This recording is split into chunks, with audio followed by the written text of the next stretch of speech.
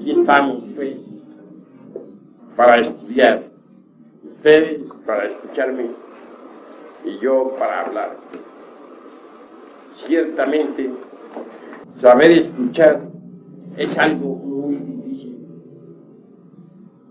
Más fácil es saber hablar. Cuando se escucha, por lo común interviene un traductor dentro de nosotros, que es el yo, el ego, el mí mismo, el sí mismo. Y todo lo traduce de acuerdo con sus propios conceptos, ideas, opiniones, etcétera, etcétera, etcétera. Así que saber escuchar no es tan fácil. Ante todo, se hace necesario comprender que hay algo en nosotros que está más allá de lo meramente físico. Tenemos un cuerpo de carne y hueso. Eso es obvio. Y cualquiera acepta esa realidad. Pero muy pocos comprenden que tenemos una psicología susceptible de modificación. Hay necesidad de comprenderla si en realidad de verdad deseamos transformarnos. Quienes aceptan que tienen una psicología, de hecho comienzan a autoobservarse. Cuando alguien se autoobserva, es señal de que intenta transformarse. Nosotros necesitamos transformarnos. La vida así como está, en realidad de verdad no es muy atractiva. Nacer, crecer, envejecer y morir se vuelve demasiado aburridor. Trabajar terriblemente para existir y existir en una forma miserable no tiene caso. No solamente existen en forma miserable las gentes que tienen dinero, sino también las gentes que no lo tienen. Hay dos formas de revolcarse entre el lodo. Algunos se revuelcan entre el lodo de la miseria y otros se revuelcan entre el lodo de la riqueza. Todo eso es desolado. Así que vivir así por vivir, existir así porque sí, sin saber por qué ni para qué, es algo que no tiene la menor importancia. ¿Qué es lo que somos? ¿Con qué objeto existimos? ¿Para qué vivimos? Tantos afanes. ¿Y al fin qué? Cada uno de nosotros es simplemente una máquina encargada de transformar energías. Sucede que las energías de los 7 planetas, las energías planetarias de nuestro sistema solar, no pueden pasar así porque sí al interior de la Tierra, debido al hecho mismo de que nuestro planeta es diferente.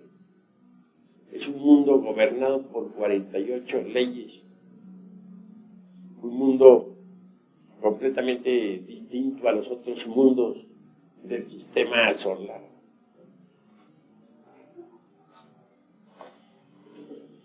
Mirar las cosas desde este punto es claro que necesita ese sistema solar, en general, de canales para que la energía cósmica o universal pueda pasar directamente al interior del organismo planetario. Y no se trata de que pase únicamente, se necesita que se transforme mediante los mismos canales. Son una energía transformada y adaptada pues al organismo del planeta Tierra. podría ser útil al mismo. Téngase en cuenta que la Tierra es un organismo vivo, que necesita existir, que tiene necesidad de las energías de la existencia, de las energías cósmicas para vivir, así como nosotros tenemos necesidad de tener energía para existir. Así la Tierra necesita de la energía para vivir y existir. Es un organismo. Pero las energías que recibe la Tierra para que pueda existir vienen de los otros planetas del sistema solar. Repito, pero como nuestra Tierra es tan distinta a los otros planetas, se necesita que esa energía se transforme para que pueda alimentar al planeta Tierra. Y no podría transformarse si no existiesen canales por donde la energía pasase. Afortunadamente esos canales existen, los hizo el Sol.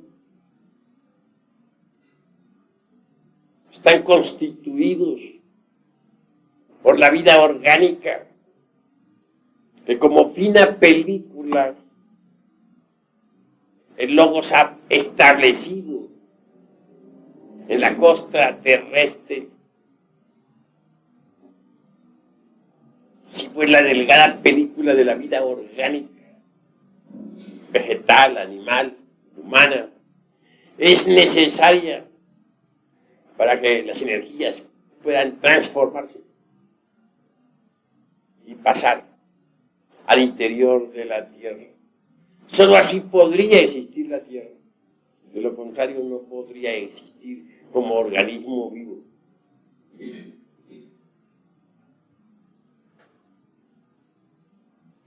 Nosotros, los seres humanos, somos simplemente máquinas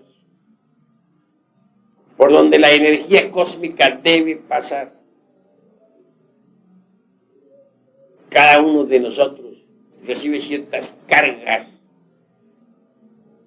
de electricidad y de magnetismo que luego transforma inconscientemente y retransmite automáticamente al interior mismo de la Tierra.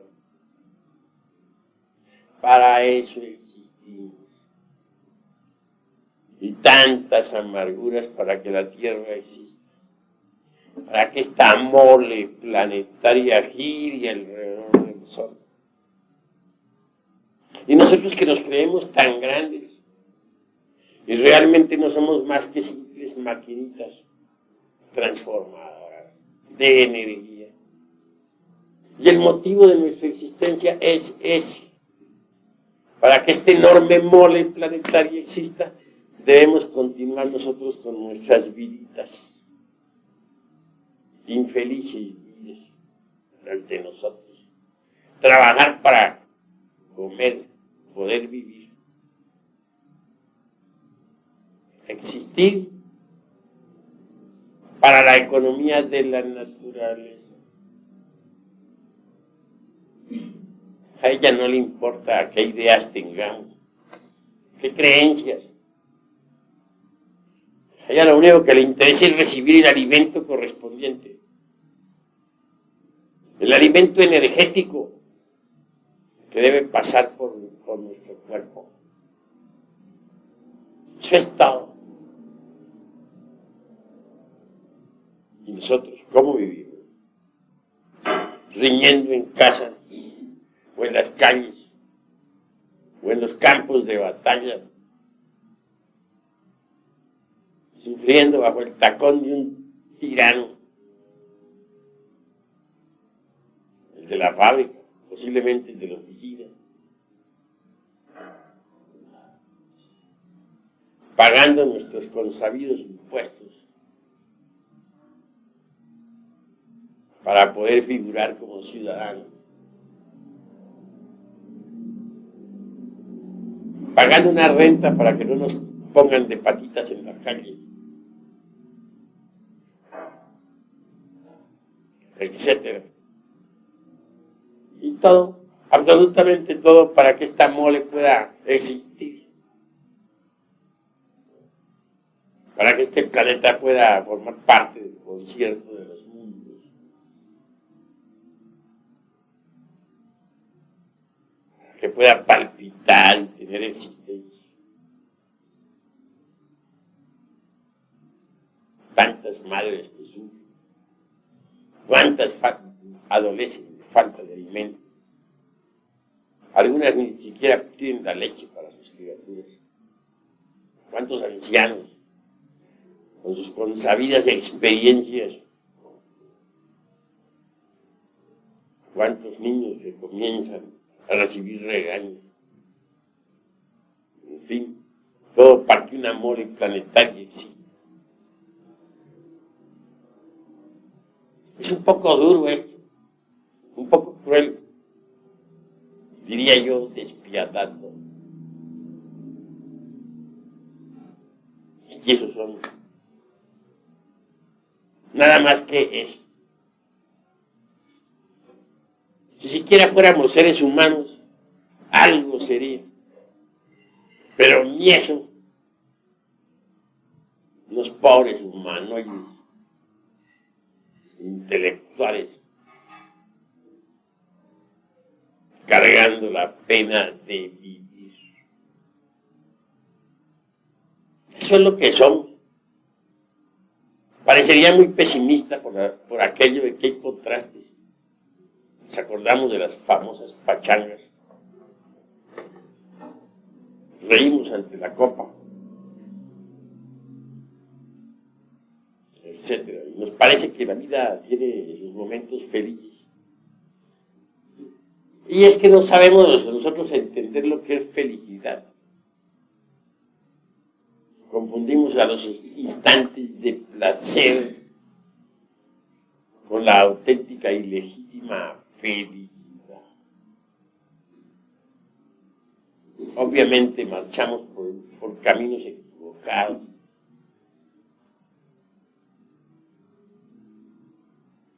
¿Y qué queda después del hastío del placer?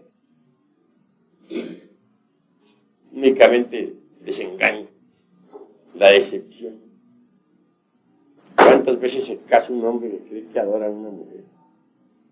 Una mujer que cree que ama a un hombre. Se casan, mas en realidad de verdad estaban autofascinados, no se amaban. Creían que se amaban, mas no se amaban.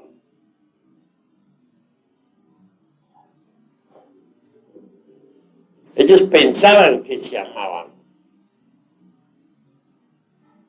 Lo que sucede es que se confunde el amor con la pasión. Satisfecha la pasión meramente animal. Lo único que queda en la pareja que tanto se adoraba es el asco, el hastío, la decepción. Y eso es todo. De ahí para adelante la cosa es rutinaria. Solamente se habla de cuentas de banco.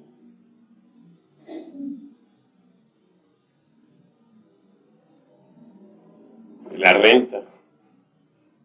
De la ropa que está sucia y que hay que lavarla. De que necesitamos que el desayuno llegue a tiempo para salir al trabajo. Cuando en cuando salir por ahí a dar un paseo, como para buscar un escape al aburrimiento, o una pachanga que termine en una tremenda cruda, en gran decepción. Y así va pasando la vida hasta que llegamos a viejos. Ya viejos nos sentimos veteranos, nos gusta que nos llamen nuestros nietos, con que nos digan abuelo, para narrarles nuestras tristes historias, de las cuales nos sentimos orgullosos. Historias corrientes de la vida. En mis tiempos el presidente don fulano de tal hizo tal y tal logo. Para contarles alguna cruenta lucha fratricida en la que tomamos parte. Posiblemente está documentada con nuestras heridas de guerra, de las que bien podemos sentirnos orgullosos. Puras tristezas. Que murió nuestro hermano tal, que nuestro primo perdió su fortuna, porque los tiempos aquellos eran mejores, etc. Al fin llega la muerte y la infeliz. Para eso trabajamos tanto. Para eso sufrimos tanto.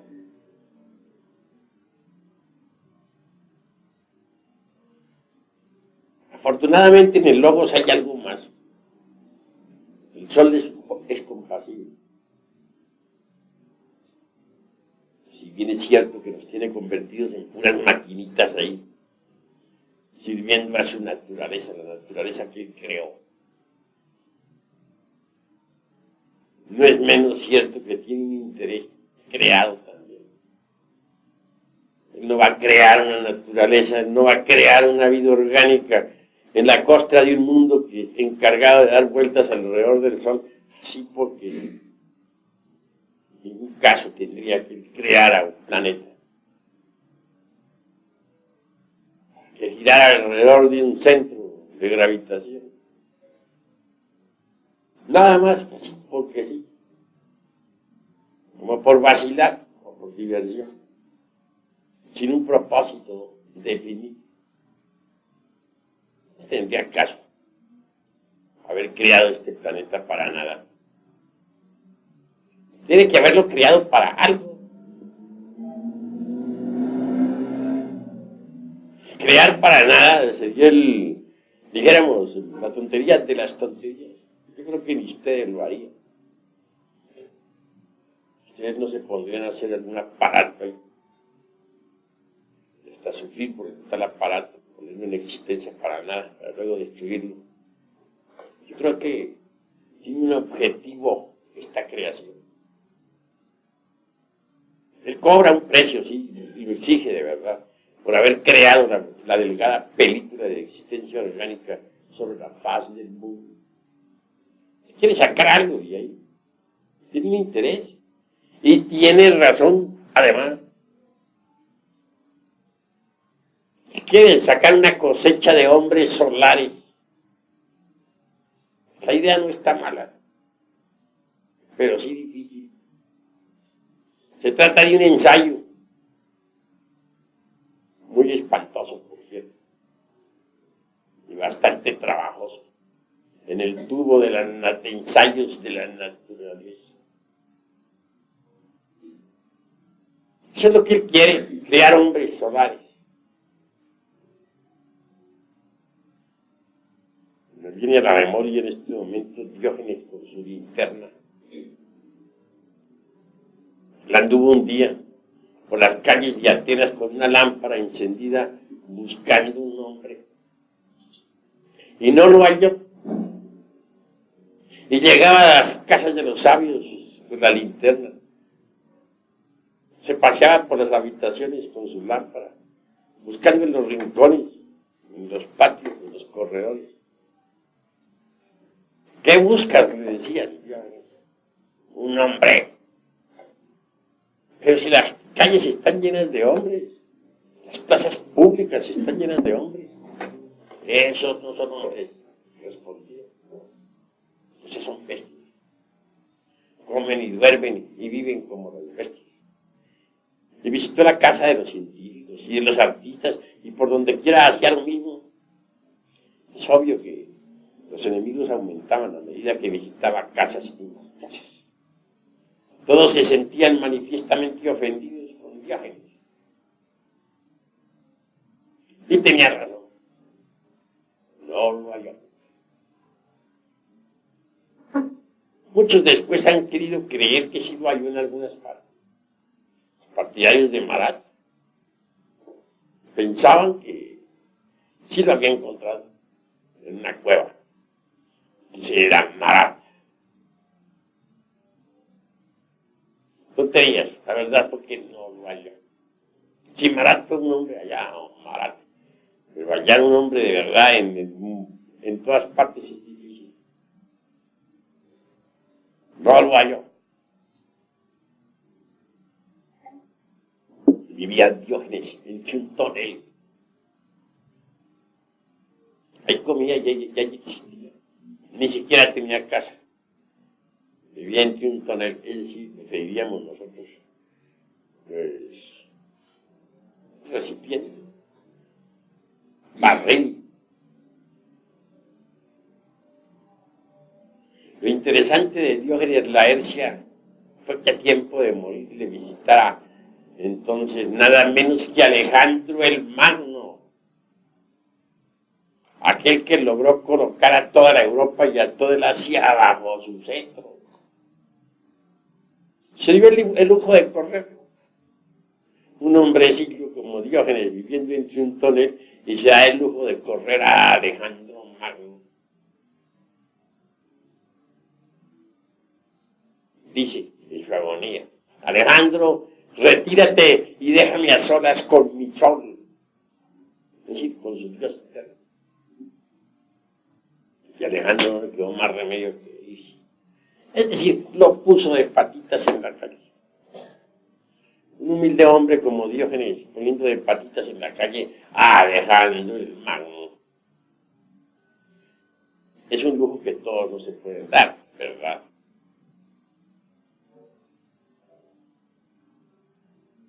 Bien, continuando hacia adelante, llegamos a la conclusión de que hombres auténticos en el sentido de la palabra es muy difícil encontrar, muy trabajoso. Afortunadamente el sol ha depositado pues en las glándulas sexuales los gérmenes para el hombre. Podrían desarrollarse tales gérmenes si nosotros cooperáramos con el sol. Entonces dejaríamos de ser simplemente máquinas parlantes como actualmente somos. Nos convertiríamos de verdad en hombres, en reyes de la creación. Pero decir que esta humanidad está compuesta por hombres es exagerar la nota. Porque yo entiendo que el hombre es el amo, el señor, el rey, así lo dice la Biblia. El rey de la creación creado para gobernar a todas las especies animales, vegetales, para gobernar el mar, para gobernar el aire, el fuego.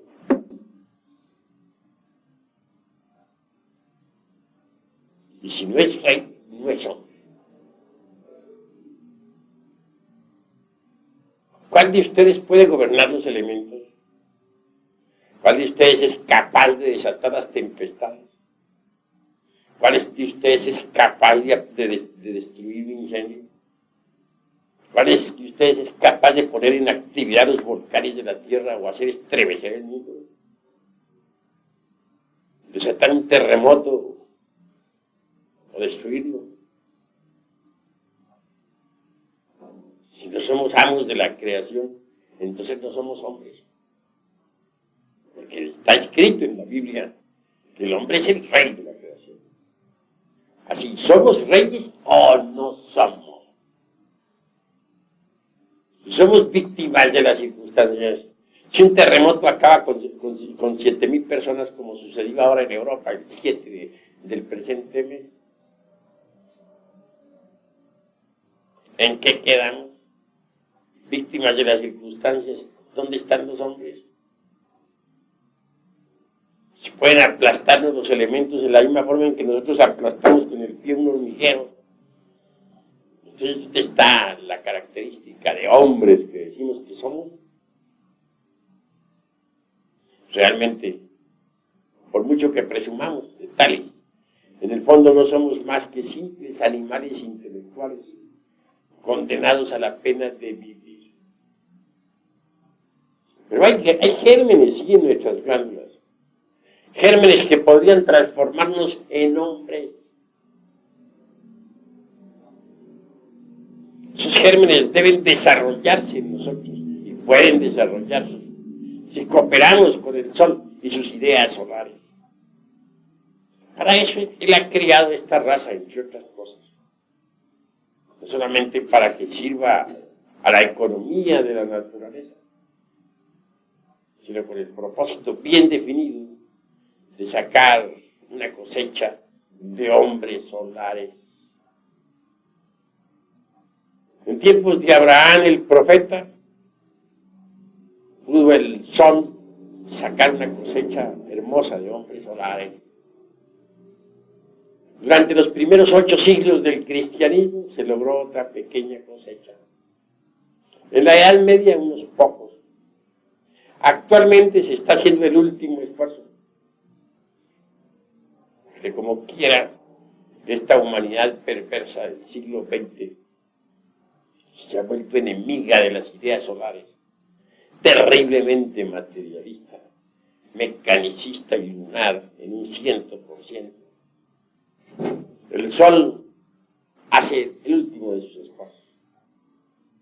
Trata de sacar ya de perdida una cosecha pequeña de hombres solares. Luego, sacar la cosecha destruirá la raza, porque ya no le sirve para su experimento. ¿De qué sirve esta raza? Ya no tiene caso que exista. Ya no le sirve a sus experimentos. Gentes que ya no tienen ningún interés en las ideas solares, que solamente piensan en las cuentas de banco, en los flamantes automóviles, en las actrices de Hollywood, gentes que solamente quieren satisfacciones pasionales, sexuales, drogas, etc. No sirven ciertamente para los experimentos del sol. Gente así debe ser destruida. Y eso es lo que va a hacer eso, destruir esta gente. Y creará una nueva raza. En continentes nuevos que surgirán del fondo del mar. Los actuales continentes, antes de poco, estarán en el fondo de los océanos. Los palacios, las casas municipales, las ricas mansiones servirán de guarida a los peces y focas. Es la realidad. Tierras nuevas habrán de surgir del océano, donde incuestionablemente habrá gente nueva, una raza especial, distinta, que pueda servir para el experimento solar. Esa es la realidad de los hechos. Y hablo en tiempos angustiosos, en tiempos en que las gentes ya no creen en el fin del mundo. En tiempos en que las gentes solo dicen comamos y bebamos, porque mañana moriremos. En tiempos en que las gentes solamente se preocupan por las cuentas de banco, por el qué dirán, por el dice que se dice, por la última moda, por la droga, o por la lujuria. Hablo pues esto, con un solo propósito, de invitarles a la reflexión. Es posible desarrollar los gérmenes solares. Sí, ahí están. Para que el hombre nazca en nosotros en la misma forma en que la mariposa nace dentro de la crisálida. Mas ante todo se necesita de la disponibilidad al hombre. Si no existe la disponibilidad al hombre, no puede nacer el hombre dentro de nosotros. Ahí están los gérmenes, pero pueden perderse. Y lo normal es que se pierdan. Son muy difíciles, son gérmenes muy difíciles de desarrollo. Necesitamos que esos gérmenes se desenvuelvan. Y solo podrían desenvolverse tales gérmenes, solo podrían desarrollarse tales gérmenes si nosotros cooperáramos con el sol.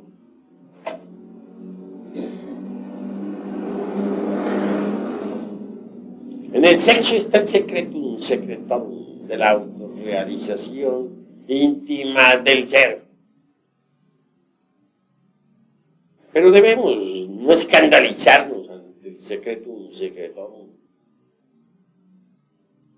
Cuando se piense en sexo, la gente se acuerda únicamente de sus vicios, de sus lascivias, de sus inmundas fornicaciones, de sus abominables adulterios, cistilos y pistilos. Miremos nosotros cómo se unen los polos positivo y negativo en el cáliz de la flor para que haya creación. Miremos nosotros las especies que viven y alientan bajo los rayos del sol. El cisne, por ejemplo, con su lívido plumaje, nos habla de amor. El cisne se alimenta con amor. Cuando uno de la pareja muere, el otro sucumbe de tristeza. Existe una orden del cisne que existe tanto en Europa como en Estados Unidos. Dicha orden solamente se dedica a estudiar eso que se llama amor.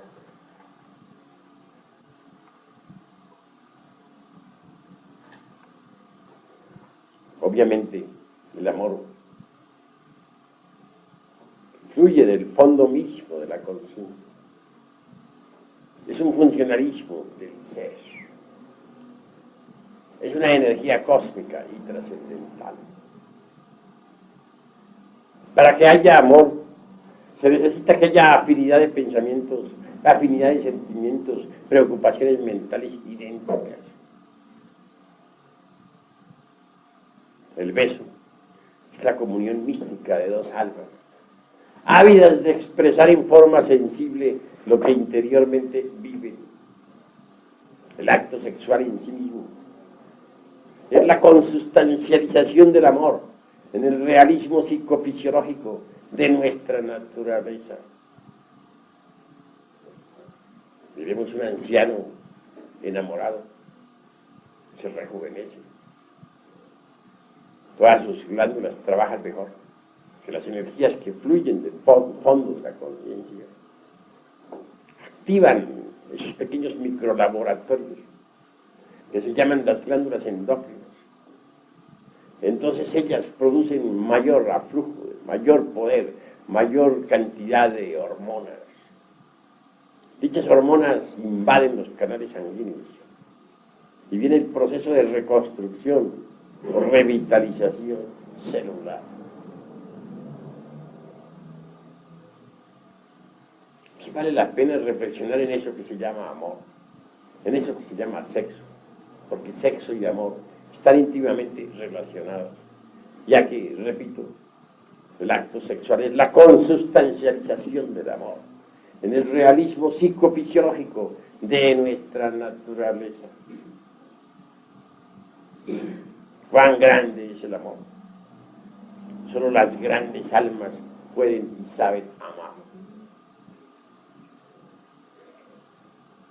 Obviamente no debemos confundir el amor con la pasión, como ya lo he dicho.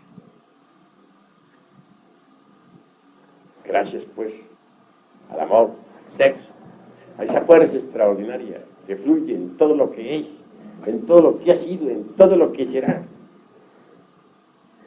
pueden reproducirse las criaturas incesantemente. Pueden existir las flores, los frutos, sobre la faz de la tierra. Pueden multiplicarse todos los seres.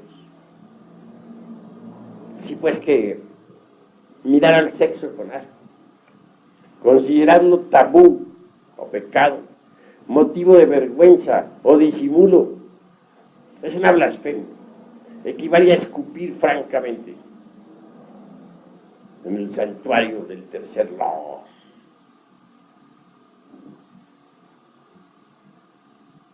Así que vale la pena entender que es necesario trabajar con el poder maravilloso del sexo. Si por la fuerza maravillosa del tercer logo existe toda la naturaleza, si gracias a la fuerza sexual existimos nosotros, entonces es indispensable entender lo que es esa fuerza para no profanarla. Es necesario saberla usar para transformarnos radicalmente. Muchas veces hemos dado la clave de la transmutación. Conexión del lingam yoni, sin eyaculación, del ens seminis, porque dentro del ens seminis está todo el ens virtutis, del fohat. Esa es la clave. Ese es el secretum secretorum de la transmutación. No uso para ello toscas palabras, porque el sexo es sagrado y su clave debe ser expuesta con rectitud. Pero el que entiende, entienda, trabaje, que eso es lo fundamental. Cuando uno transmuta el esperma sagrado en energía, o puede originar el cambio total. Los sabios alquimistas medievales nos hablan del mercurio de la filosofía secreta. Y esta en sí misma no es otra cosa sino el alma metálica del esperma sagrado. Cuando se transmuta el esperma, el exiogejaré, cuando no se comete el crimen de derramar el vaso de Hermes Trismegisto, el 3 veces grande Dios civil de todo. Obviamente, se fabrica mercurio, el mercurio de los sabios, que no es otro que la energía creadora que sube al cerebro. Pero ese mercurio tiene que pasar por fases definidas antes de que pueda ser útil. Y eso lo saben los alquimistas. Saber preparar el mercurio es indispensable. En principio las aguas mercuriales son negras como el carbón, putrefactas, inmundas. Muchos alquimistas pierden su tiempo porque jamás blanquean las aguas de la vida. Y no las blanquean sencillamente porque no saben refinar el sacramento de la Iglesia de Roma. Este sacramento hay que entenderlo. Si ustedes leen la palabra Roma a la inversa, ¿qué diría? Amor, ¿verdad? Si ustedes las sílabas las cambian, en lugar de Roma, ponen la frase al revés, dice amor. El sacramento de la Iglesia del Amor está siendo profanado por muchos neófitos. Trabajan toscamente en la forja de los cíclopes, rudamente, brutalmente, pasionalmente, pero no refinan su trabajo. y las aguas permanecen negras. Cuando se comienza a refinar el trabajo, tales aguas se vuelven blancas, inefables. Entonces se le tiene el derecho a usar la túnica blanca de Ptah, de la castidad. Mucho más tarde, cuando las aguas se vuelven amarillas, son ya útiles para que puedan ser fecundadas por el azufre. El azufre es el fuego encerrado pues en nuestros órganos creadores. El fuego que al mezclarse con el mercurio, es decir, con la energía sexual, asciende victorioso por el canal medular hasta el cerebro. El ascenso del fuego sagrado es extraordinario. El primer centro que se habla es el de la iglesia de Coxis, o la iglesia de Filadelfia, en el hueso Coxis, y que nos da el poder sobre el elemento tierra. El segundo centro que se abre está a la altura de la próstata y nos da poder sobre las aguas tormentosas del océano. El tercer poder que se abre está a la altura del ombligo, y el poder que se nos confiere sobre el elemento fuego. Podemos entonces poner en actividad los volcanes de la tierra. El cuarto poder que se abre está a la altura del corazón y nos da poder para entrar y salir del cuerpo a voluntad, o para poner el cuerpo en estado de gira. Nos confiere el señorío sobre el elemento aire. El quinto centro que se abre está en la laringe creadora, que nos permite hablar en síntesis y escuchar las sinfonías del cosmos. El sexto poder está a la altura del entrecejo y nos confiere la divina clarividencia, facultad que nos permite ver los mundos superiores. Y el séptimo centro que se abre está en la glándula pineal, nos confiere el poder de la polividencia, ver en todas las regiones del espacio infinito. El mercurio mezclado con el azufre abre todo eso. Cuando el mercurio se mezcla con el azufre, es decir, con el fuego, se vuelve rojo, como la púrpura.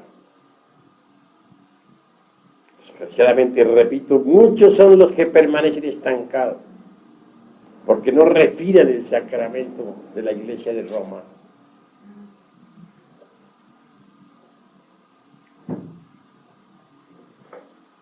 El excedente de todo este azufre, de todo este mercurio, y aún de la sal sublimada que asciende mezclada con el azufre y el mercurio, cuando cristaliza en nuestras células, en nuestro sistema nervioso gran simpático, toma la forma extraordinaria y maravillosa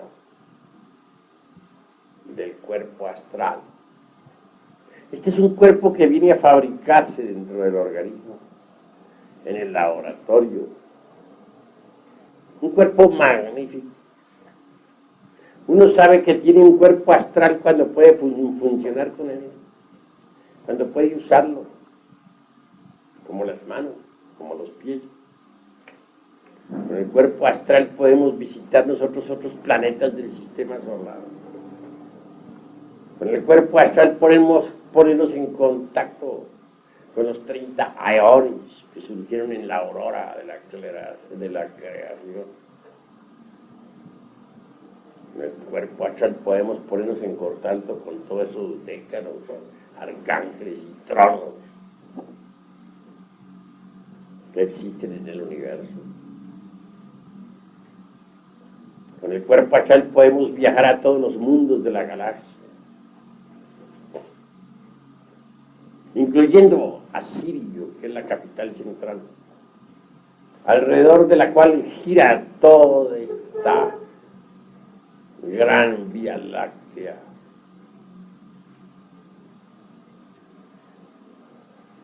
Está prohibido, sí, ir más allá del Sol central sirio. Quiero que ustedes sepan que el psique sirio es el centro fundamental de la galaxia. Todas las constelaciones de la Vía Láctea, todos los sistemas solares, y hasta nuestros sistemas solares en el que vivimos y alentamos, giran alrededor de Sirio. Él es el centro de gravitación de todos esos mundos, incluyendo al nuestro. Por eso al iniciado, que tiene cuerpo astral, solo se le permite ir hasta Sirio. Más allá de Sirio está prohibido. Porque más allá de Sirio hay otras galaxias con leyes diferentes que uno no entiende. Yo mismo, con mi vehículo sideral, Sirio, astral, con el eidolon, como diríamos en alta magia, cuando he intentado pasar más allá de Sirio, he sido regresado a Sirio. Pues nos está prohibido ir más allá del Sol central. Sí. Sé que hay otras galaxias, mucho más allá. Galaxias cuyas leyes no entendemos. También hay antigalaxias, antimateria, antimundos, antisoles, antiestrellas, antiátomos. Galaxias, por ejemplo, de antimateria, son para nosotros incomprensibles. No sería posible entenderlas. Aún sabios como Einstein resultarían absolutamente ignorantes en materia de física o matemáticas si se les llevara a existir en una galaxia de antimateria donde las cargas eléctricas están a la inversa. ¿Cómo entender nosotros eso?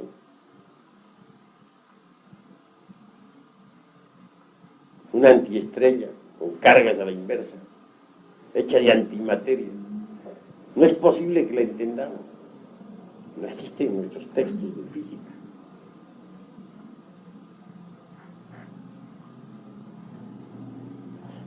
Ahora pensemos lo que significaría pasar más allá de Sirio.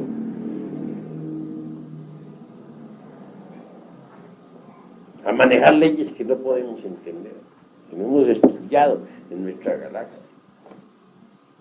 Estaríamos prácticamente indefensos.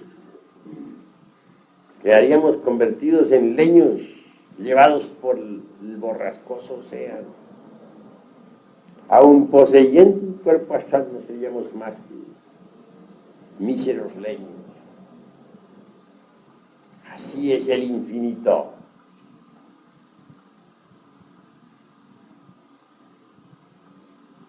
¿Cómo podríamos entenderlas con gentes que tienen cuerpos de antimateria, que sus cargas son a la inversa, sus conceptos pertenecen a dimensiones que desconocemos? Imposible. No entenderíamos ni jota.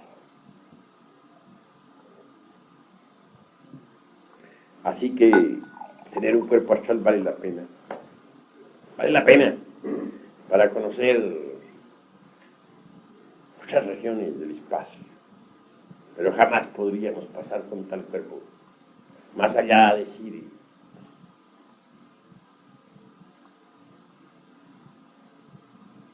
Una vez que nos hemos dado el lujo de crear dicho vehículo, se hace indispensable crear también el cuerpo mental.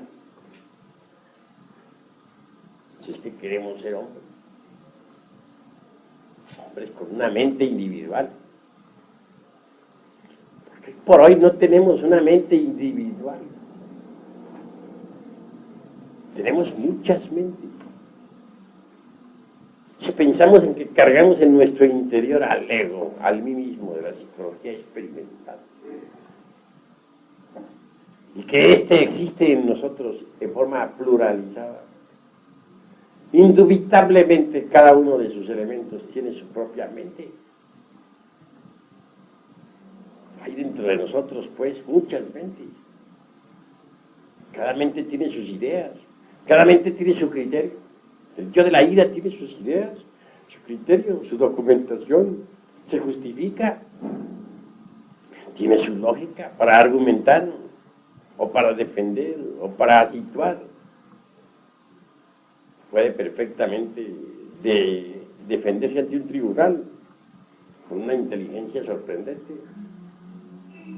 para decir: yo tenía razón, maté a ese hombre porque había cometido tal y tal delito. El yo de la lujuria también tiene su lógica. Podría presentarse ante el mejor de los tribunales y con textos de fisiología en mano autodefenderse. Podría hacer muchos argumentos. Podría decir que la lujuria es una función natural del ser humano. Que todo lo que existe debe desenvolverse sexualmente. Podría decir que él no tenía lujuria. Lo que tenía era... pues, que lo que hacía era que se estaba desarrollando dentro de la función erótica. Y que Eros es natural que exista en nosotros. Podría hacer una exposición de fisiología ante una cátedra. Podría pintar en el pizarrón toda la fisiología de Eros y el funcionalismo de ovarios y testículos y dejar a todos asombrados. Así pues que cada uno de los yoes que llevamos dentro tiene su lógica, tiene su mente, tiene sus razonamientos, su mente propia. Lo interesante es que cada mente que cargamos en nuestro interior disputa con cada una, chocan las distintas mentes que cargamos unas con otras. Entonces, ¿qué? Tenemos muchas mentes y eso no lo ignora nadie.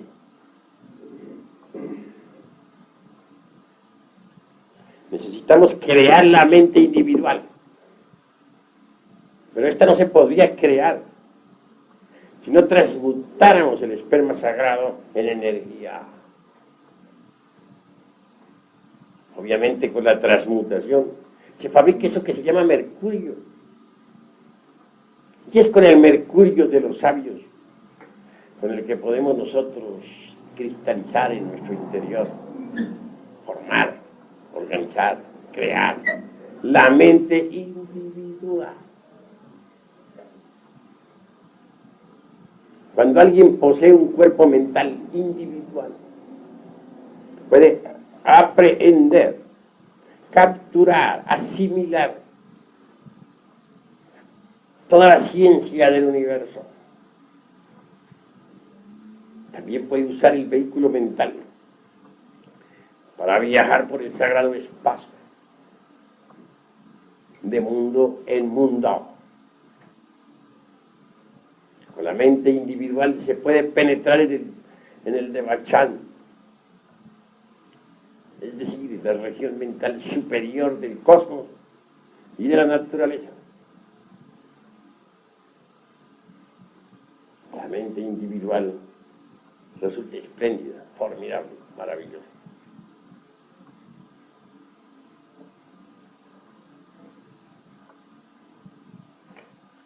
Pero eso no es todo. Las gentes son víctimas de las circunstancias. A las gentes las mueven las circunstancias. Dependen de la ley de los accidentes.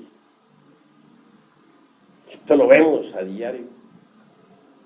Uno no podría verdaderamente aprender a dirigir las circunstancias si antes no ha creado el cuerpo de la voluntad consciente. Cuando uno fabrica tal cuerpo, obviamente ya no es esclavo de las circunstancias. Puede dirigirlas intencionalmente. Se convierte en amo, en señor. Y ese cuerpo solamente se fabrica con el mercurio de los sabios. Es la resultante de la transformación o transmutación de la energía creadora. Ya con los cuerpos astral, mental, causal, y teniendo un físico espléndido, nos damos el lujo de recibir nuestros principios anímicos y espirituales, y nos convertimos en hombres de verdad, en hombres reales. El cuerpo causal es el último de los vehículos que hay que crear. Podría decirles a ustedes que el hombre causal es el hombre verdadero. En el mundo de las causas naturales encontramos al verdadero hombre, el hombre causal. Da gusto, pero en la región de las causas naturales, al hombre causal. Aquí los vemos trabajando por la humanidad. Los hombres causales son verdaderos bodhisattvas, en el sentido trascendental de la palabra. Bodhisattvas que trabajan bajo la dirección del Padre, que está en secreto. Cada uno obedece a su Padre, porque hay tantos padres en el cielo cuantos hombres en la tierra. Cada uno de nosotros tiene su Padre, que está en secreto.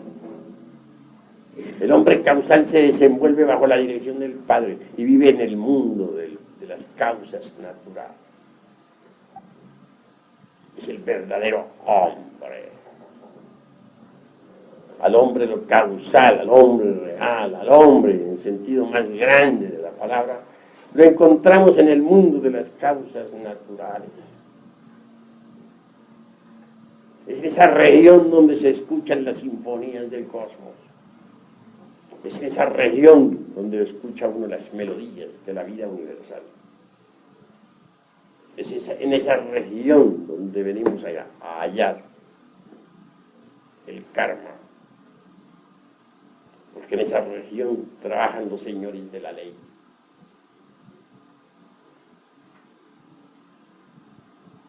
El hombre causal puede absorberse sus vehículos astral y mental para vivir precisamente en esa región.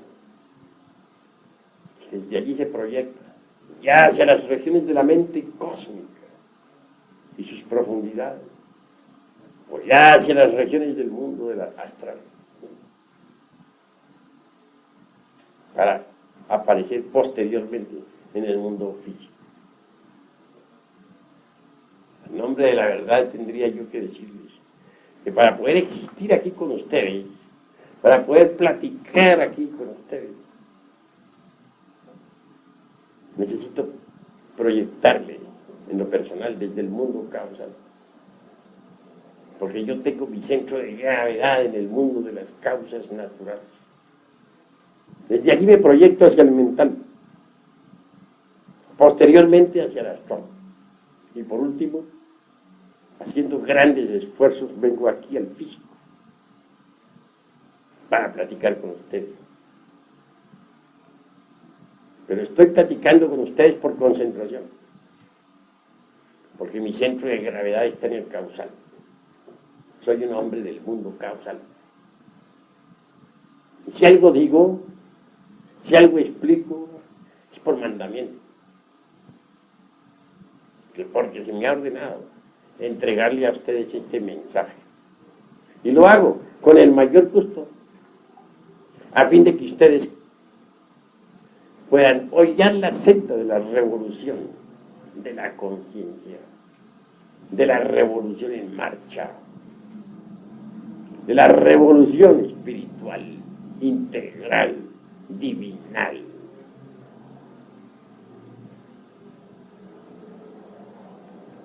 Quiero pues que entiendan que el hombre es lo que cuenta, y que el sol tiene interés en crear hombres. El sol desea una cosecha de hombres solares y trabaja febrilmente en estos momentos para lograrlo. Quiero que sepan ustedes que cuando una raza pierde todo interés por las ideas solares, el sol también pierde todo interés por la raza y la destruye. En estos momentos el sol quiere destruir esta raza porque ya no le sirve para su experimento. Mas antes de destruirla, hace un esfuerzo supremo. Saca con grande esfuerzo una cosecha pequeña, aunque sea, de hombres solares. Ustedes atienden nuestro llamado. Si en ustedes se crea la disponibilidad al hombre, el sol podrá absorbérselos como hombres solares. Pero se necesita que ustedes cooperen con el sol. Solo así podrán transformarse en hombres solares. Se hace urgente que ustedes, antes que todo, sepan transmutar. El hombre solar solamente puede crearse con la energía solar. Y esa energía está contenida precisamente en el azogue en bruto de los sabios, en el mineral en bruto. Tal elemento es el Edexiogejare, es decir, el esperma sagrado. Quienes cometen el crimen de extraerlo de su organismo con propósitos pasionales se alejan demasiado del sagrado sol absoluto y se hunden definitivamente en los mundos infiernos hasta su desintegración final, para que los gérmenes del hombre puedan desarrollarse en el organismo. Se necesita que sean tocados por los rayos o emanaciones que vienen del sagrado sol absoluto.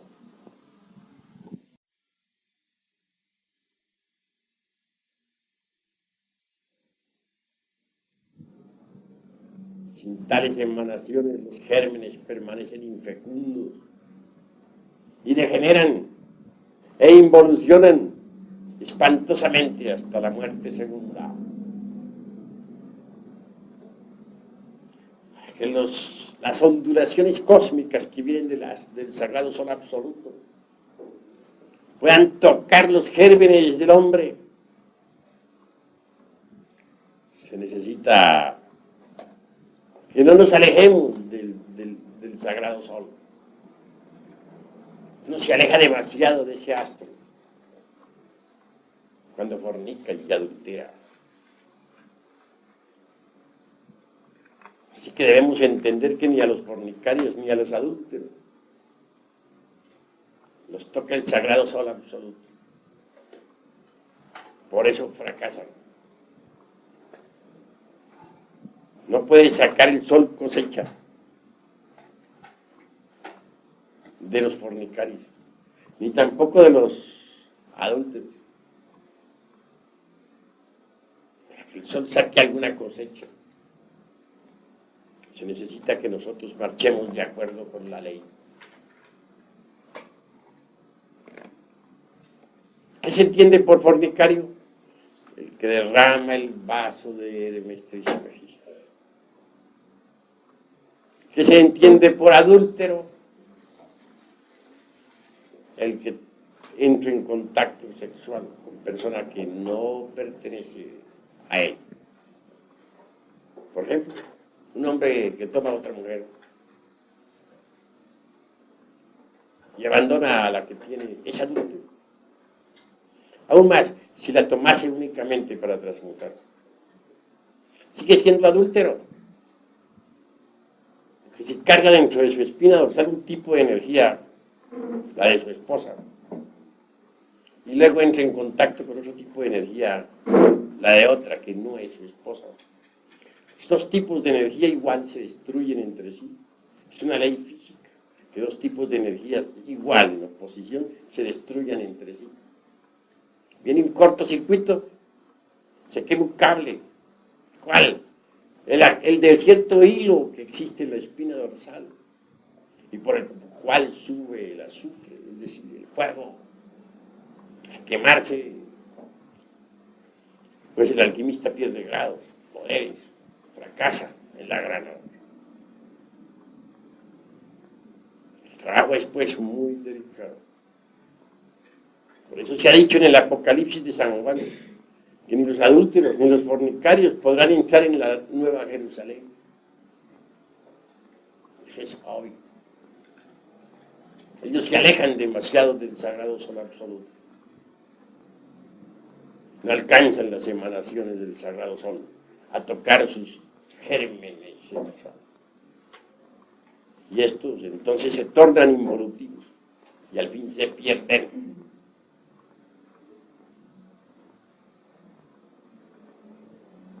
Quien quiera cooperar con el sagrado sol absoluto debe poseer aún facultades extraordinarias. No debe haber perdido la capacidad de asombro, ni tampoco debe haber perdido la capacidad del remordimiento. Es que no es capaz ya de asombrarse por nada. Jamás tampoco puede acercarse a lo nuevo. El que no es capaz de sentir remordimiento por sus malas acciones,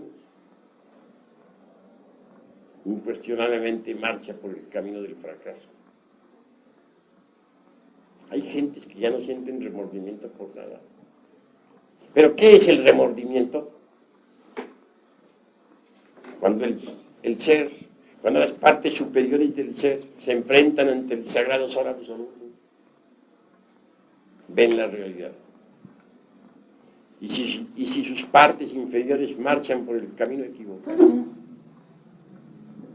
entonces surge en el ser el remordimiento. Este remordimiento del ser es transmitido a la personalidad. Pero cuando ya alguien no puede sentir remordimiento por nada, es señal de que se alejó definitivamente del ser. Porque solo el ser puede sentir remordimiento. Y quien ya no es capaz de sentir remordimiento, está muy lejos del ser, de su propio ser y de las distintas partes del ser. Porque el ser tiene distintas partes autónomas y autoconscientes.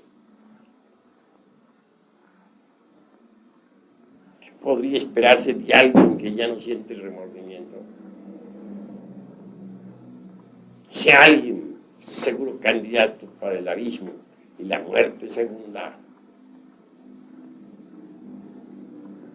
Si hay alguien que todavía tenga remordimientos, sea capaz de sentir remordimiento por las malas acciones cometidas, ese alguien es digno para nosotros de admiración.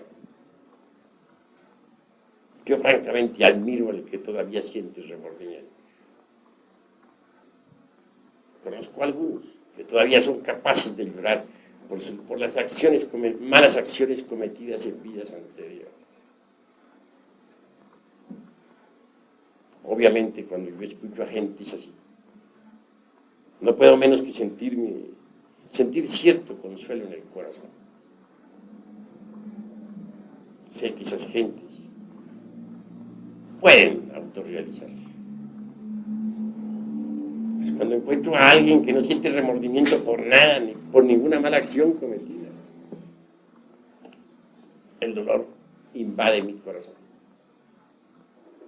Porque sé que ese alguien es un caso absolutamente perdido.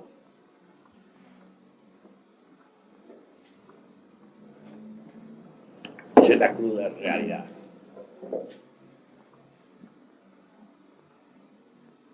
Todavía me viene a la memoria una escena cuando yo era un adolescente.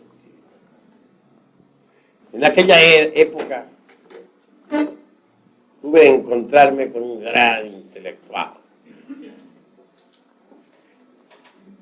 Indubitablemente aquel amaba el vino. Y entre concepto y concepto no dejé de acompañarlo en algunas copas. Sin embargo, al otro día sentí yo gran remordimiento. Se lo dije a él, siento remordimiento de haberme tomado aquellas copas. Respuesta, yo sí no siento remordimiento. Y que vengan otros. Me llené de horror. Pude ver a aquel hombre cómo bebía y bebía y bebía incansablemente. Y pasaban las horas y seguía bebiendo.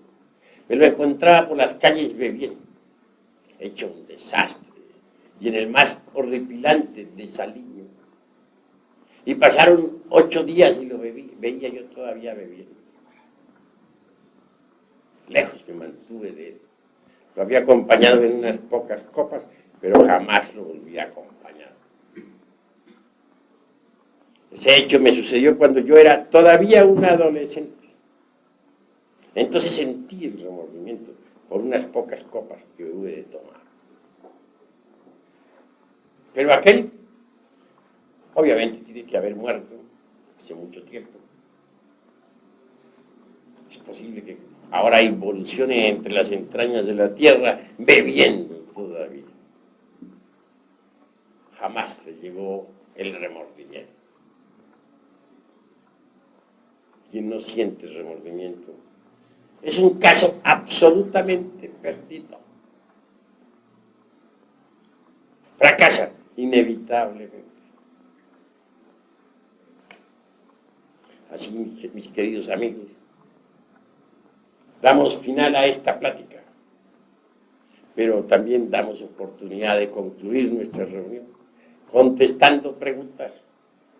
Todos aquí tienen libertad para preguntar lo que quieran preguntar en relación con el tema expuesto, sin salirse del tema, por motivos de orden. Si alguien tiene que preguntar, pregunte. El que quiera decir algo, dígalo. El que no esté de acuerdo, exponga por qué no está de acuerdo. Hay libertad de palabra. Yo no soy un dictador de los conceptos. He venido a compartir con ustedes ideas.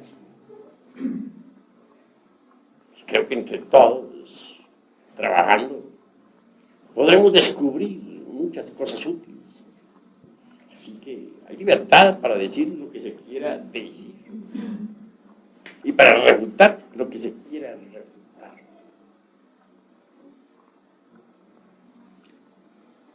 Maestro, ¿por qué usted siempre se refiere generalmente al hombre únicamente? Cuando digo hombre, incluyo a la mujer. Porque escrito está que ella es varona. Hasta porque ha salido de la costilla del varón. Siempre que se dice nombra al hombre, obviamente se incluye dentro del hombre a la mujer. Pues la mujer es la otra parte del hombre. Eso es obvio. De manera que no las he dejado a ustedes fuera de casa. ¿Algún otro hermano tiene algo que preguntar? En un viaje astral, ¿dónde se puede viajar para varios planetas? ¿No? ¿Se podría viajar a un cuerpo humano? Con cuerpo astral se puede viajar a cualquier mundo del espacio infinito, pero está prohibido por los cosmocratores al animal intelectual equivocadamente llamado hombre salirse de su mundo con el cuerpo físico. Los viajes interplanetarios son para los hombres, no para las bestias intelectuales. Pero resulta que las bestias han levantado la torre de Babel, quieren escaparse por puertas falsas. Por ese motivo serán fulminados, serán castigados. El animal debe estar en su jardín zoológico. El jardín zoológico del animal intelectual es el planeta Tierra. Ahí vive y ahí debe existir. Intentar escaparse de ahí es un crimen que la ley castiga. Quienes actualmente están inventando cohetes para viajar a Marte están completamente equivocados. Podrán hacer unos cuantos intentos y al fin caerán todas las estrellas del intelecto. Serán fulminados por la ley. Los viajes cósmicos, repito, no son para los animales, sino para los hombres, en el sentido más completo de la palabra. Puede uno también poner su cuerpo en estado de ginas, meter el cuerpo físico dentro de la cuarta vertical para viajar, pero jamás debe intentar llevarse su cuerpo a otros mundos, porque esa es una falta de respeto a la divinidad. Eso es todo. ¿Alguna otra pregunta? El hombre real, el hombre rey al que hace mención la Biblia, lograba estos viajes, tenía estos conocimientos. La Biblia no es del pasado, es del presente. Y el Génesis tampoco es del pasado únicamente, corresponde al presente. Actualmente necesitamos nosotros vivir el Génesis en la alquimia, separar las aguas inferiores de las superiores. Y las superiores deben pasar por muchas transformaciones antes de que sean útiles. Y las inferiores deben volverse cristalinas. Para que surja la vida. Todo el trabajo tiene 7 periodos, tal como está en el Génesis. En el último de los periodos aparece el hombre verdadero. Génesis es un libro de alquimia para alquimistas y solamente se entiende en el laboratorio de la alquimia. De manera que mediante la alquimia se pueden crear hombres verdaderos que sean capaces de viajar de esfera en esfera, de mundo en mundo. Eso es todo. ¿Alguno otro? A ver. ¿Le podría llamar hombres reales, por ejemplo, hombres verdaderos, por ejemplo, a Noé, Moisés, eso de Charles? Sí, en cuanto al patriarca Noé, pues él es el mismo Manu Vaivasvata, el gran hombre solar que condujo al pueblo atlante hasta la meseta central de Asia, llamada Tíbet, el que sacó a los hombres de la faz resplandeciente, de la faz amarilla, del continente sumergido, antes de que éste se hundiese entre las embravecidas olas del océano. Moisés y todos esos otros patriarcas que cita la Biblia son hombres en el sentido más completo de la palabra, hombres solares. ¿Alguna otra pregunta? Nos quería decirle así sobre una especie de declaración. Como dice Lobsang Rampa que durante los sueños viajamos en el mundo astral, pero inconscientemente.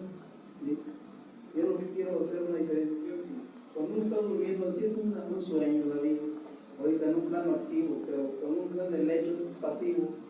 Quisiera saber si el cuerpo físico se queda soñando y aparte en el astral, el cuerpo, unido, como dicho, por el cordón de plano. Claro está que el cuerpo físico durante el sueño reposa en su lecho. Lo que se escapa del cuerpo físico es el ego, normalmente, ya que las gentes todavía no poseen un cuerpo astral.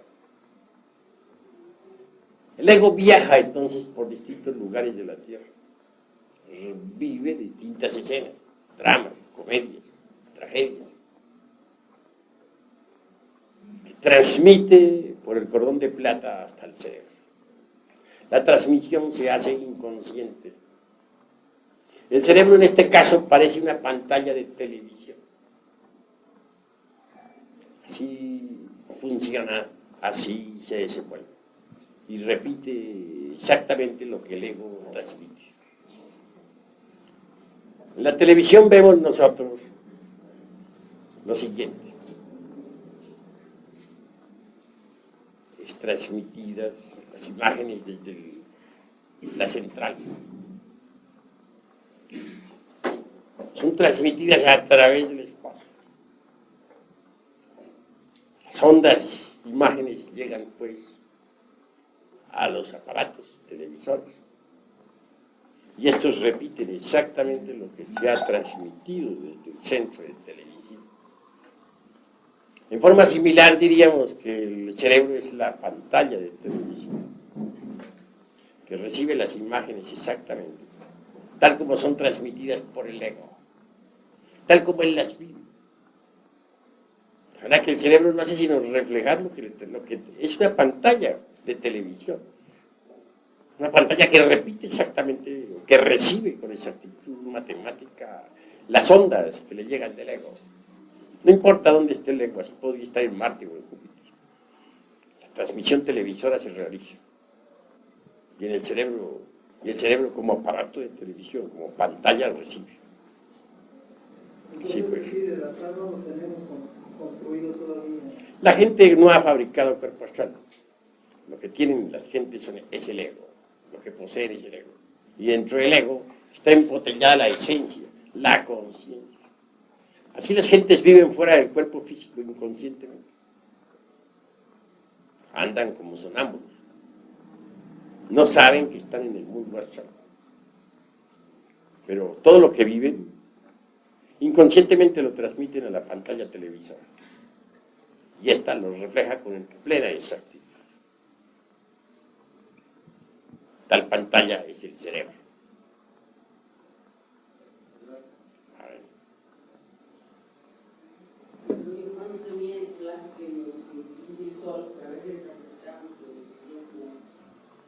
El plazo ya terminó. El reloj de arena está parado. Junto al reloj de arena está el esqueleto de la muerte con la guadaña. Dispuesto a eliminar a todos estos millones de seres humanos que no sirvieron para nada, que pueblan la faz de la tierra. Bueno, no exageremos la nota diciendo que no sirvieron para nada. Sirvieron para la economía de la naturaleza. Siguen sirviendo. Hasta los cuerpos físicos destruidos sirven como abono a la tierra. Para eso sí han servido. De manera que los tiempos terminaron. Pero si nosotros aprovechamos lo que queda antes de la destrucción, es poquito de tiempo que nos resta, podemos convertirnos en hombres solares. Saturno está guardando el momento de hacer su desastre. No lo olviden. ¿Qué más?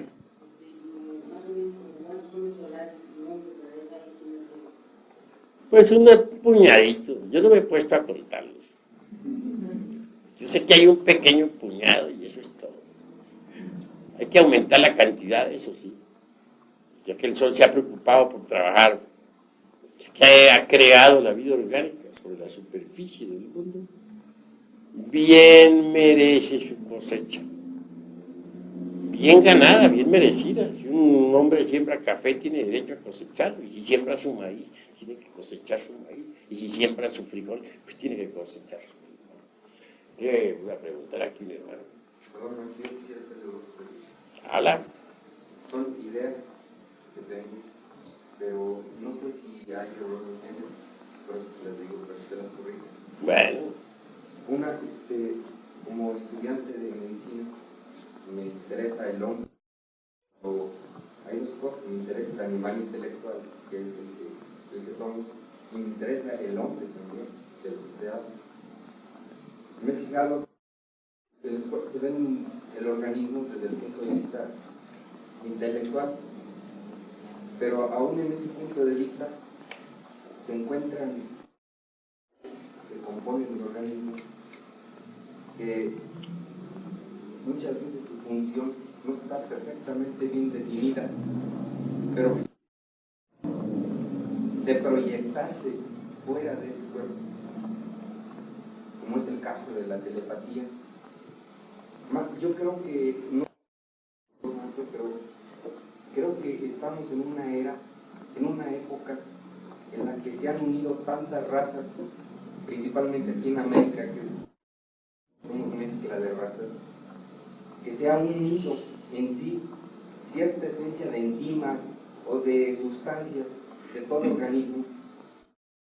Actualmente, como no funcionaban con la misma exactitud, se están manifestando ahora, como es el caso de telepatías, clarividencias, etc. Creo yo que es una etapa en la cual la cuestión del ser, o sea, lo oculto, empieza a dejar de ser oculto para como ser, en su oculto y en su físico.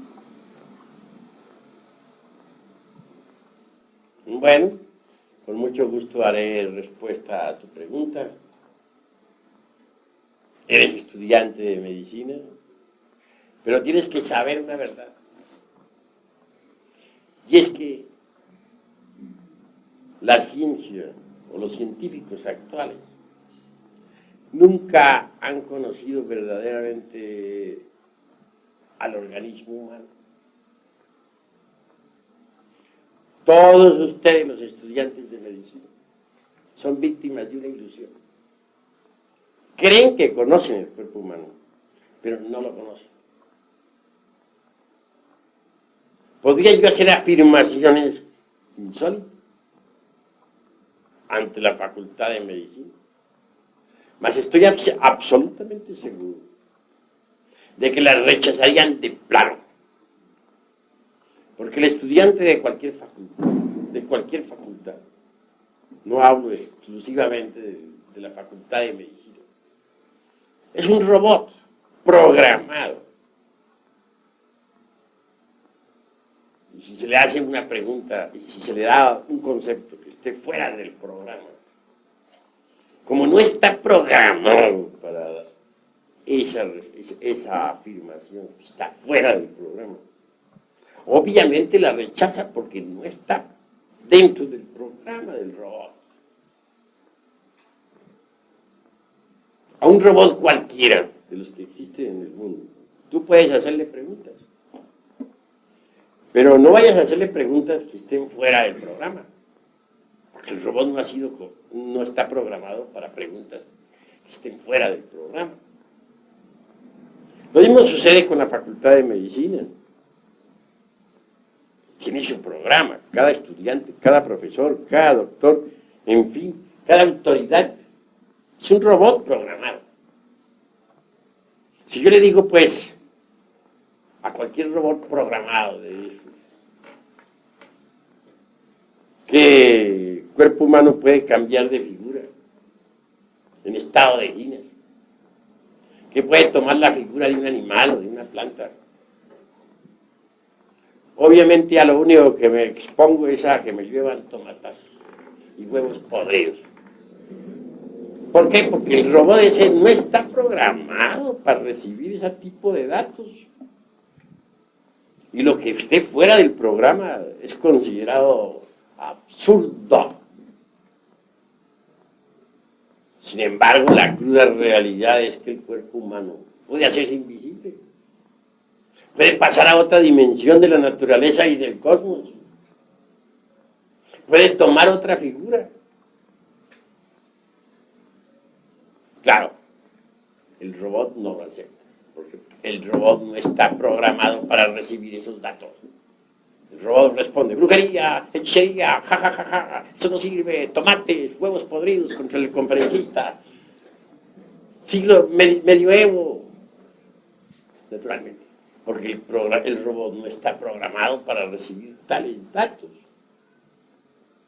Si le digo a un estudiante de medicina o a una cátedra entera, a un grupo entero de la facultad, que es posible separar del cuerpo físico un brazo o una pata y volver a tomarlo de nuevo. Dice, imposible, eso no se conoce en cirugía, jamás se ha hecho ese experimento de que un hombre pueda separar a voluntad su cuerpo, una parte de su cuerpo, y luego reintegrarla a la totalidad, sin operación quirúrgica. Eso es absurdo, y claro, y tienes razón en responder. Porque ese robot no está programado para recibir informes tan insólitos. Para esos robots eso es absurdo. Ya está estúpido, además. Sabría cuentos, aquellos como para cuentos de callejas, como para niños pequeños. Pero los sabios saben que sí es posible. Que se le diga a un robot que existen brujas, el robot diría, estas horas con brujas, vaya, y en pleno siglo XX, en la era del átomo, de las moléculas, de los cohetes que salen disparados a Marte. Eso es imposible para un robot. Pero la verdad es la verdad, y los hechos existen. Si les digo a ustedes que las conozco, que sí existen, y si doy testimonio, dicen, el maestro Samael también está creyendo en brujas. ¿No? Pero nada de eso quita la realidad de lo que existe. Por eso hay un dicho que dice, no hay que creer en brujas, pero que las hay. Conozco un hombre facultativo, un licenciado, que es un gran intelectual. Fue marxista, leninista en un 100%. Fue materialista como ninguno. Pero al fin un hombre acostumbrado a la investigación científica resolvió buscar algo más y encontró el gnosticismo universal. Y dentro del terreno de la gnosis se dedicó a la experimentación. Ese hombre hoy es gnóstico, a pesar de que fue marxista y es profesor, es licenciado en economía y licenciado también en derecho. Ese hombre conoció ciertamente una calchona de esas que se dice bruja. Y no se trata de un charlatán, sino que la vio directamente. No sé, si yo le dijera que lo hiciera la declaración en público, tal vez no lo haría, por temor a que los robots programados, pues, de la facultad de él, lo excomulgaran. Además, pertenece a la generación aquella, pues, de López Portillo.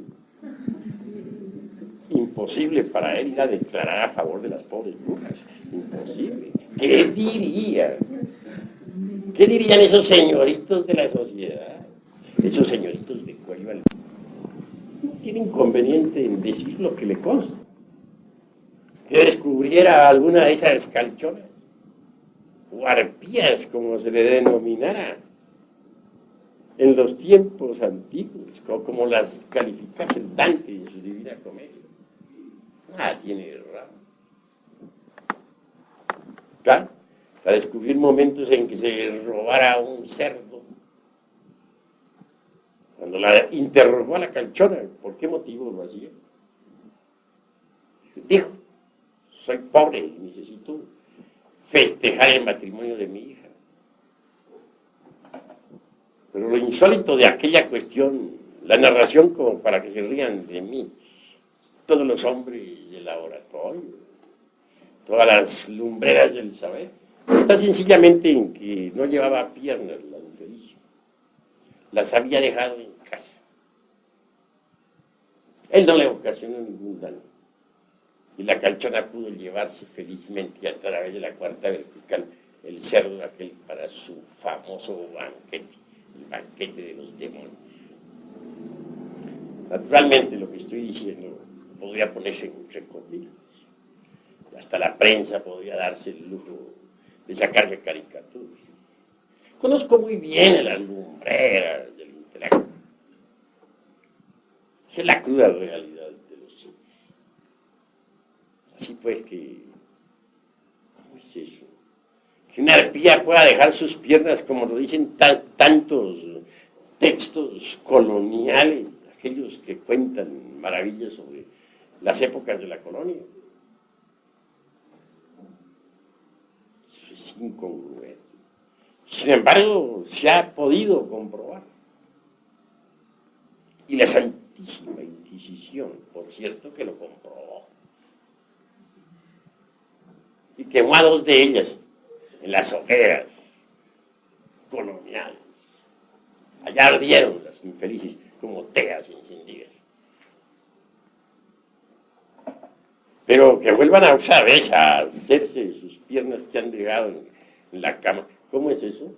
Eso no lo aceptaría la universidad ni por $1.000.000. Ni por $1.000 millones lo aceptaría. Y si algún profesor se atreviera a aceptarla, a ese profesor lo correrían de la universidad a tomatazos y huevos podridos. Pero la realidad es la realidad. ¿Y cómo hacemos para que deje de existir la realidad? Hechos son hechos. Y ante los hechos tenemos que rendirnos.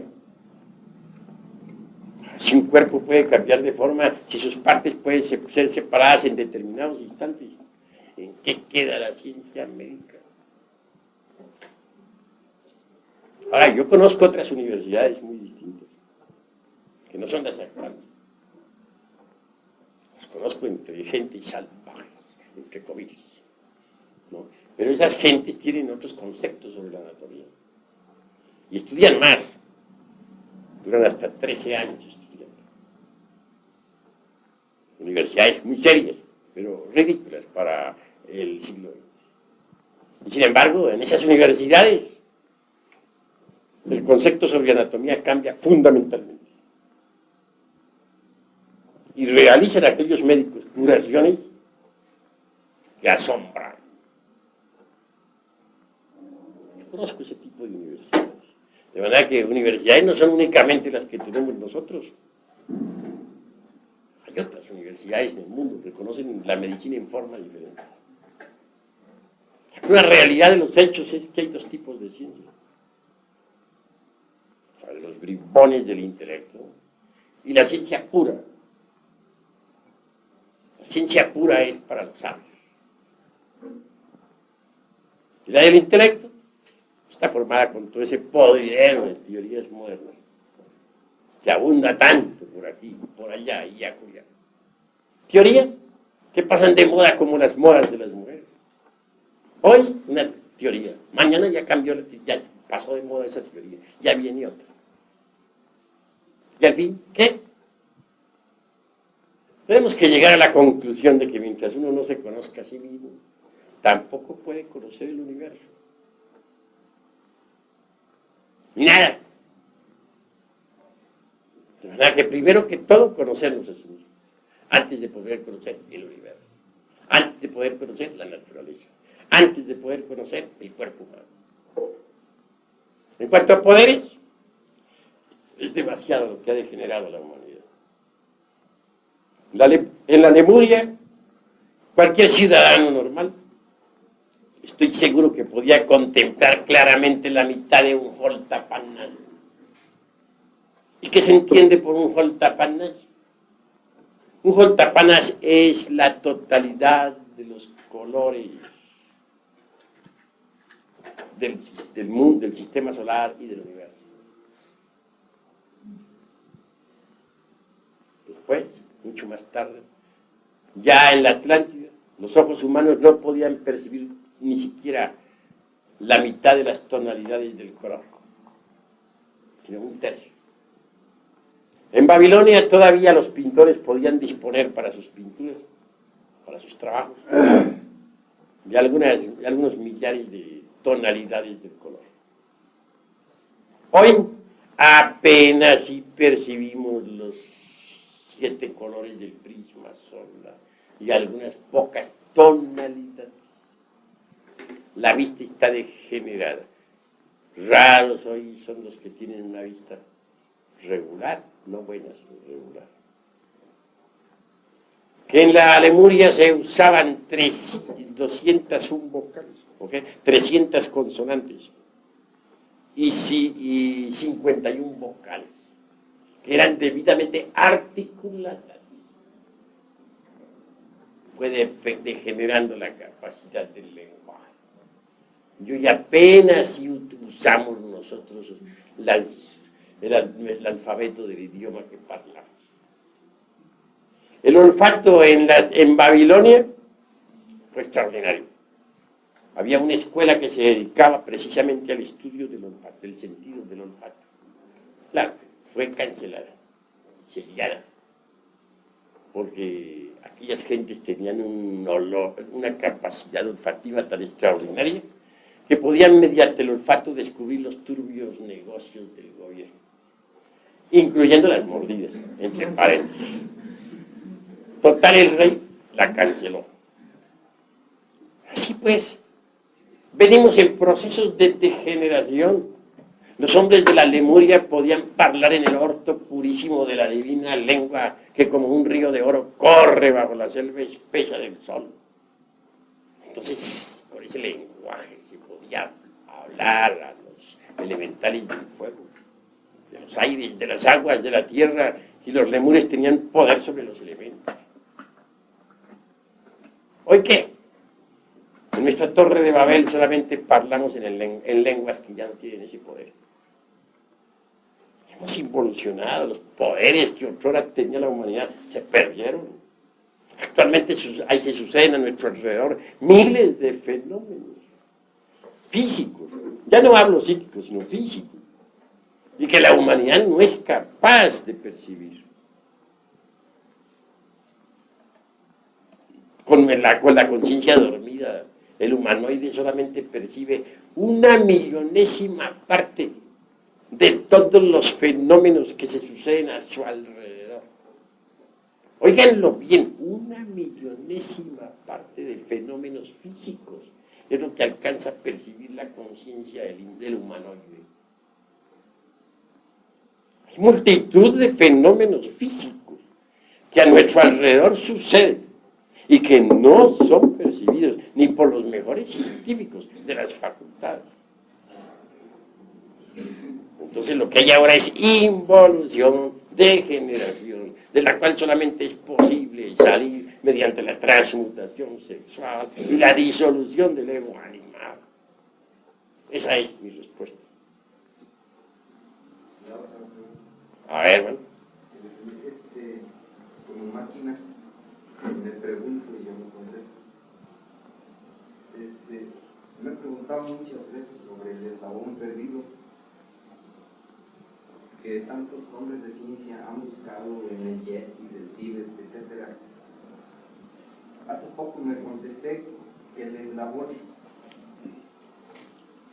es el sol interno que debemos despertar en Dios y el perdido somos cada uno de nosotros. Quiero que ustedes... Mira, voy a decirte una tremenda verdad. Existe por ahí entre las inquietudes intelectuales del mundo el famoso problema aquel del hombre y del mono. Algunos sostienen que el hombre viene del chango, otros que el chango viene del hombre. ¿De cuándo en cuando se agita la opinión pública con el mismo problema? Y luego duerme nuevamente miles de años. Es por oleadas. Hay épocas en que la gente le entra la fiebre por ahí. Vuelven a la misma cosa, a saber quién viene de quién. ¿Y cuál es el eslabón que une al hombre con el chango, con el mono? El famoso eslabón perdido. Repito, algunos piensan que el hombre viene del mono, otros que es al revés, es el mono el que viene del hombre. Al fin nadie sabe quién viene de quién. Mas la cruda realidad de los hechos es que en la época de la Lemuria, sobre todo a fines, en la época dijéramos post-lemúrica, algunos animales intelectuales se cruzaron con ciertas bestias de la naturaleza, ciertos elementos masculinos, se cruzaron con bestias femeninas, y de ahí resultó cierto tipo de monos, simios. Después, cuando la Atlántida se sumergió entre el fondo del océano, quedaron aisladas en algunas regiones de la Tierra ciertas mujeres, que a su vez también se cruzaron con bestias masculinas. Y ya de ahí resultó otro tipo de changos, de monos, simios, orangutanes, etc. De manera que la cruda realidad es que esa clase de simios, los monos, los changos, los orangutanes, los gorilas, vienen de la raza humana. Si pudieran hablar en nuestro lenguaje y hacer un mitote de todos esos changos que están encerrados en Chapultepec, en México, podrían bien decir: nosotros somos los hijos de ustedes, nosotros los representamos a ustedes, nosotros somos el resultado de sus barbaridades, nosotros somos el resultado de sus bestialidades, nosotros los acusamos a ustedes porque ustedes nos dieron la vida, perversos, vagabundos. Pero los pobrecillos no pueden decir eso y tienen que permanecer encerrados en sus jaulas, sirviendo ahí de crudo testimonio sangrón para todos los pobres animales intelectuales. De manera que buscan el eslabón que une al hombre con el chango. Pues esa clase de bestias que sirvieron de eslabón, tanto al final de Lemuria como de Atlántida, ya desaparecieron del escenario de la naturaleza. Que no los busquen más. Mejor es que se encarguen de eliminar de su interior lo que hay de bestialidad. He dicho. A ver, hermano.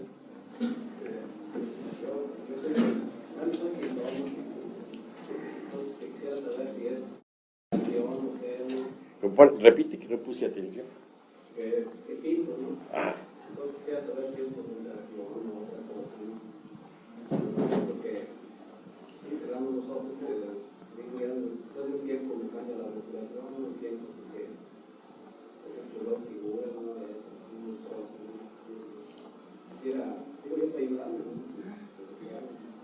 ¿Qué es, no? Si es concentración solamente, o sea que... Bueno, sí, yo comprendo. Indudablemente el translúcido trabaja. Existe en el ser humano dos tipos de imaginación. La una la podríamos llamar nosotros la imaginación intencional, y esta es el translúcido. Con ella se capta el mundo astral y sus figuras, o las maravillas del mundo de la mente, o las cosas extraordinarias del mundo causal, etc. Existe también otro tipo de imaginación. Quiero referirme en forma enfática a la imaginación mecánica. Esta, incuestionablemente, es la fantasía. Está formada con los desechos de la memoria. Es incoherente, insípida, insustancial, inodora, no sirve. En el pintor, en el artista, que se educa espiritualmente, funciona naturalmente la mente, digamos, la imaginación creadora, el translúcido que puede percibir lo real en los mundos superiores y para plasmarlo después con su mano artística en el lienzo. Sí, pues estás usando el translúcido y eso es encomiable y maravilloso. Eso es todo.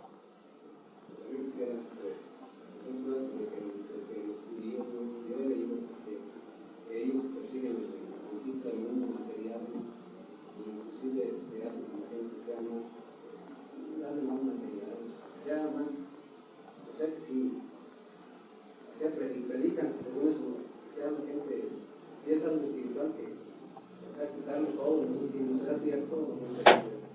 No debemos pronunciarnos contra ninguna raza, porque los judíos es un pueblo como cualquier otro pueblo en el mundo. Y en un pueblo hay de toda clase de gentes. Las hay buenas, las hay malas, las hay creadoras, las hay destructoras, lo hay de todo. De manera que pronunciarnos contra un pueblo sería absurdo. Eso es todo.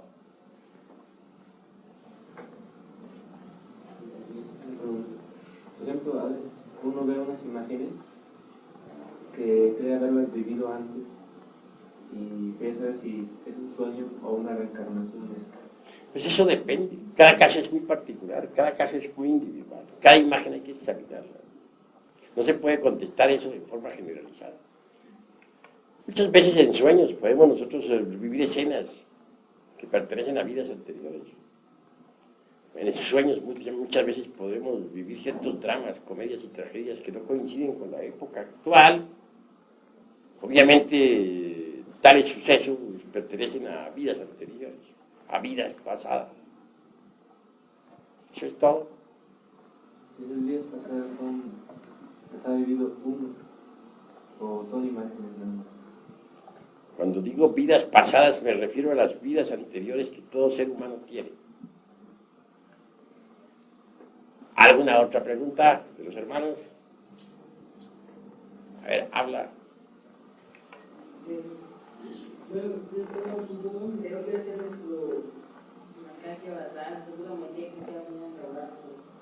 ¿Cómo dices? Barájamela más despacio.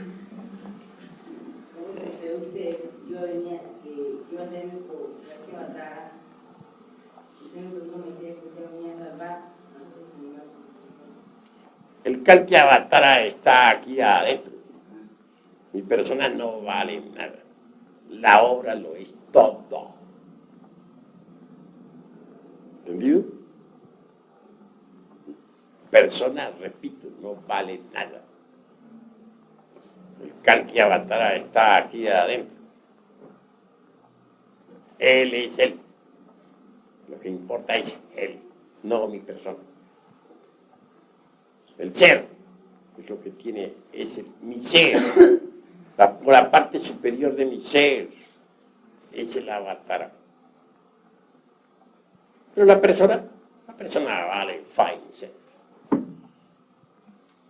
He dicho.